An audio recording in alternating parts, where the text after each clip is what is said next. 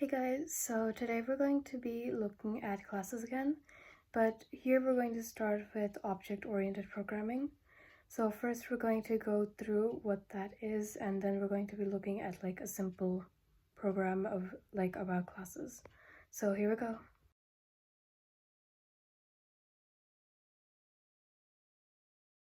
So over here I've basically made like a slideshow presentation about object-oriented programming. So we're basically going to be looking at classes from the perspective of object-oriented programming. So here, then we're just going to start off with like what that is. So it's basically like a programming method or pattern where the programs are organized around the objects instead of the logic and functions.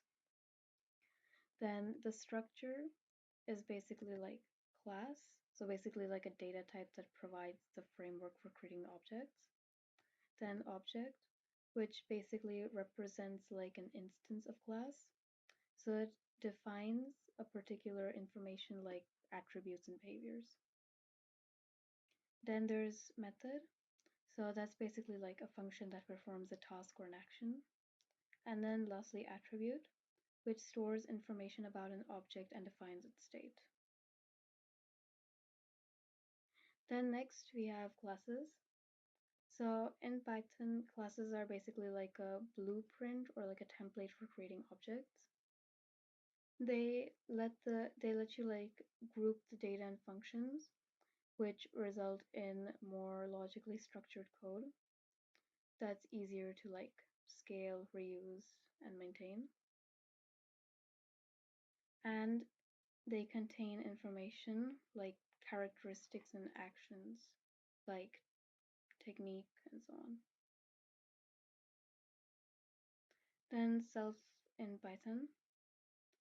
So self basically like represents the instance of a class. And by using the self, you can like access attributes and methods of the class. And when you're basically working with classes, then self is also used to refer to like the instance of the class that you're currently using.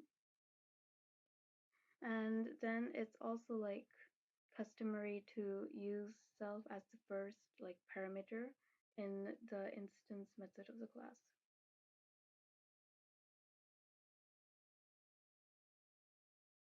So now we have like, I've just written like a simple class program, which we can go through. So here I have like two classes. So one is animal and the other is flowers. So first I have class animal. After that it's like def init. Then I'm putting like self as the first parameter. Then for example, so this def is basically like a method. So then it has like the name, the number of legs, and food. Then after that you have like self.name is equal to name. Then same thing for number of legs and the food. After that, I've made like more methods. So like move, for example, and eats. So basically like anything more animals have in common because like all animals tend to move and eat. So then here I've written like self.name. So basically the name of that animal can run.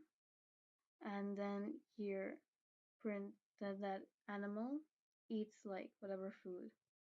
And after that, here for example in dog, then I've written the name is dog, the number of legs is 4, and the food is like dog food.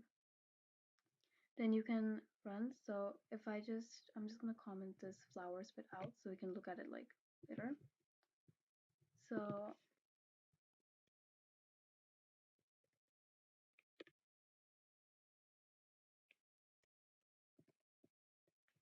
so now when I run this, then we can just ignore like so here I have like dogs can run, then dogs eat dog food.